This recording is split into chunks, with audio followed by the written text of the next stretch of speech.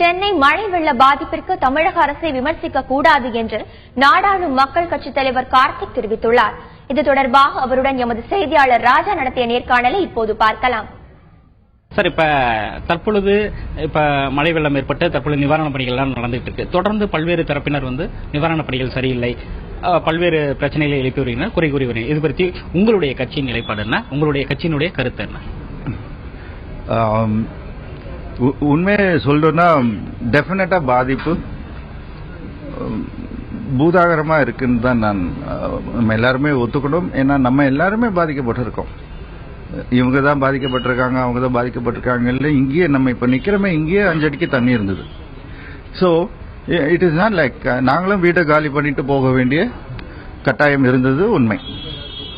So அப்போ நீங்க பார்த்துக்கலாம், நம்ம அந்த ஸ்கேல், அந்த டிசாஸ்டரோட ஸ்கேல் எவ்வளோ ஆழமா இருந்ததுன்றது, எவ்வளோ சிவியரா இருந்ததுன்றது நம்ம எல்லாருமே பார்த்தோம்.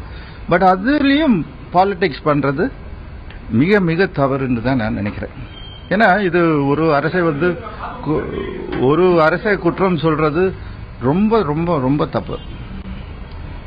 ஏன்னா இது கிட்டத்தட்ட 25-30 வருஷமா அக்யூமுலேட் ஆன ஒரு விஷயம், நெக்லெக்ட் பண்ணப்பட்ட ஒரு விஷயம். அதனால தான் இந்த பாதிப்பு